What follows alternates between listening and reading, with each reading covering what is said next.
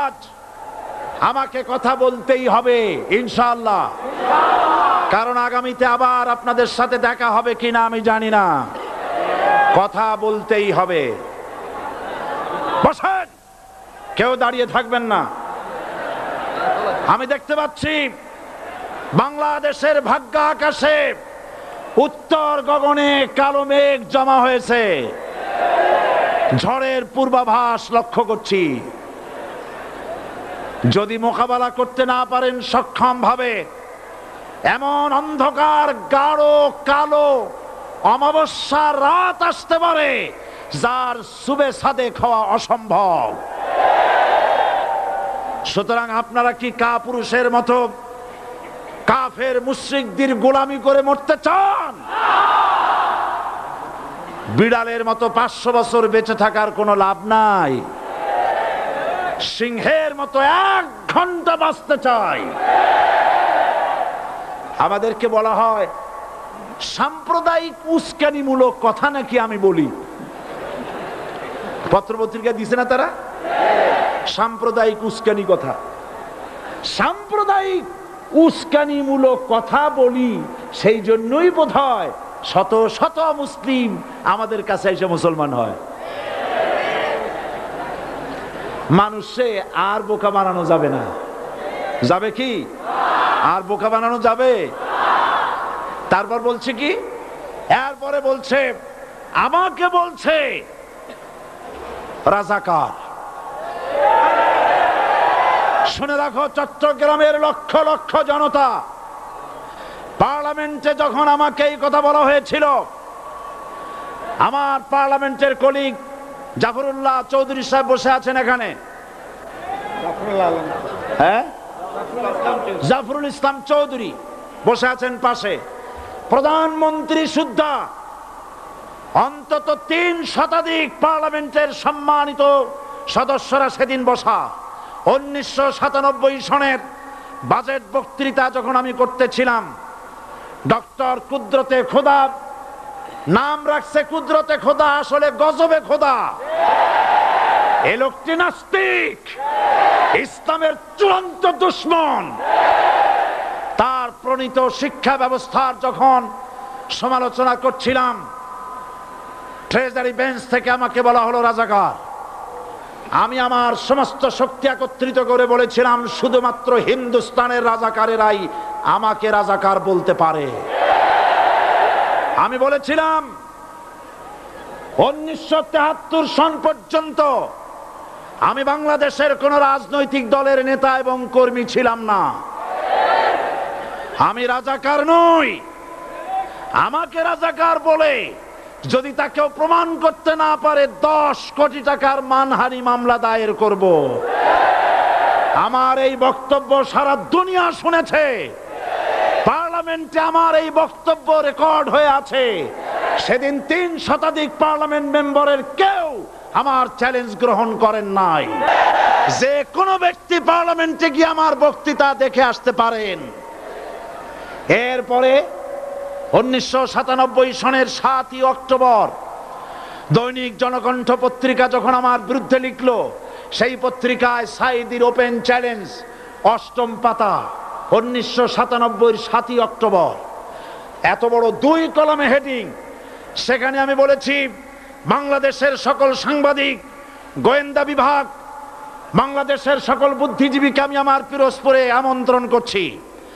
আমার উপস্থিতিতে যদি কেউ প্রমাণ করতে পারে বাংলাদেশের স্বাধীনতা যুদ্ধের বিরুদ্ধে আমার কোনো ভূমিকা ছিল, সজ্ঞানে স্বেচ্ছায় জাতীয় সংসদের সদস্য পদ থেকে পদত্যাগ করব। 3 বছর পার হয়ে গেছে, আজ পর্যন্ত কেউ এই চ্যালেঞ্জের মোকাবেলা করে নাই। সুতরাং আমাকে যারা রাজাকার বলবে তারা পিতৃ পরিচয়হীন অবৈধ সন্তান। 1971 সনের, শোনো মুসলমানেরা, 1971 সনের কোন কাদা সাইদির গায়ে লাগে নাই। আমাকে রাজাকার বলে জনগণ থেকে বিচ্ছিন্ন করবা, জনগণ থেকে আমারে বিচ্ছিন্ন করা যাবে না। কারণ এই জনগণ আমার জন্য আসে না, এই জনগণ আসে আল্লাহর কোরআনের জন্য।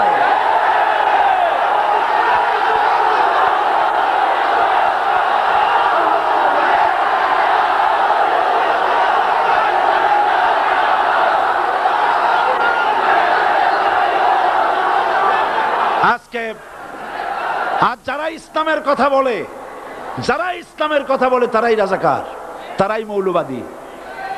মৌলবাদী বললে আমরা অসন্তুষ্ট হই না, কারণ মৌলবাদী শব্দটা আসছে মূল থেকে।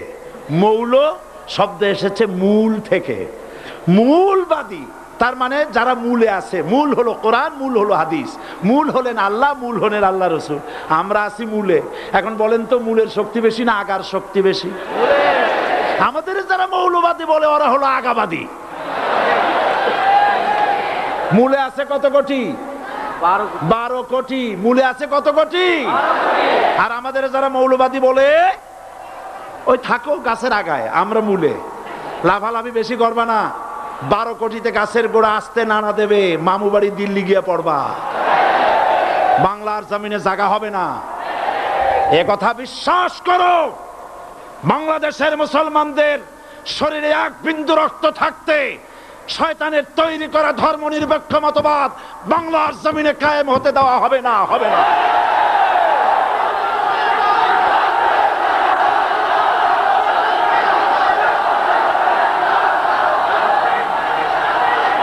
রাসূল করিম সাল্লাল্লাহু আলাইহি ওয়াসাল্লাম কোরআন প্রতিষ্ঠার জন্য আন্দোলন করেছিলেন। আয়াতুল কুরসি আমাদের সে কথাই শিখেছে।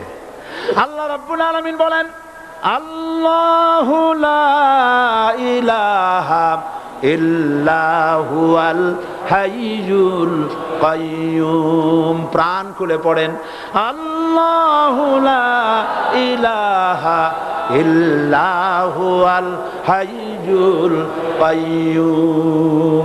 আল্লাহ হচ্ছেন তিনি যিনি ছাড়া কোনো ইলাহ নাই, আইনদাতা নাই, বিধানদাতা নাই। আমরা মানুষের তৈরি করা আইন মানি না। 12 কোটি মুসলমানের দেশে আইন তৈরি করবে মানুষ, আমরা মানব না। পার্লামেন্টে তৈরি হতে হবে কোরআন দিয়ে, পার্লামেন্টে আইন তৈরি হতে হবে কোরআন দিয়ে।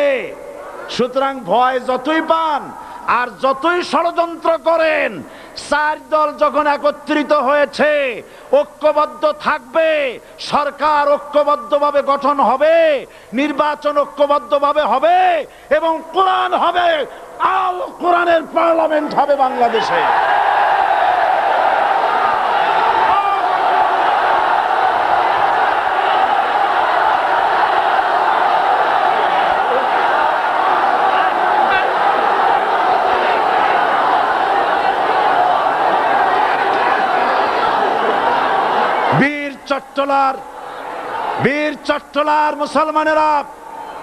বীর চট্টলার মুসলমানেরা স্বাধীনতার ঘোষণা, এই চট্টগ্রাম থেকে স্বাধীনতার মহান ঘোষক প্রেসিডেন্ট জিয়াউর রহমান সাহেব দিয়েছিলেন।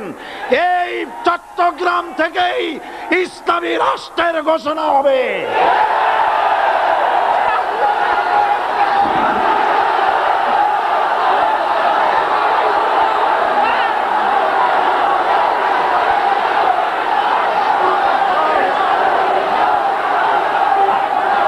আশাবাদী আপনারা অবশ্যই তা পারবেন। আমি 100% বিশ্বাস করি ইনশাআল্লাহ।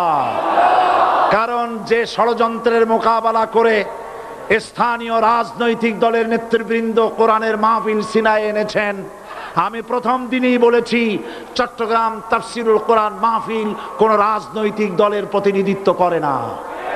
এটা কোন জামাত শিবিরের একক সম্পদ নয়, এটা চট্টগ্রামের মুসলমানদের কলিজার টুকরা তাফসিরের মাহফিল। সুতরাং এই মাহফিল চট্টগ্রামে থাকবে ইনশাআল্লাহ কিয়ামত পর্যন্ত। 144 ধারা 288 হয়ে গেছে, ষড়যন্ত্র পায় পায় চলে গেছে। আমি ওই সব ছেলেদের বলি, সরকারি দলের ছাত্র হইয়া মুসলমানদের বিপক্ষে যাইও না। এদেশের ভাগ হয়ে গেছে দুটো শিবির, বোঝাই যাচ্ছে। একদিকে ভারতের পা চাটা গোলাম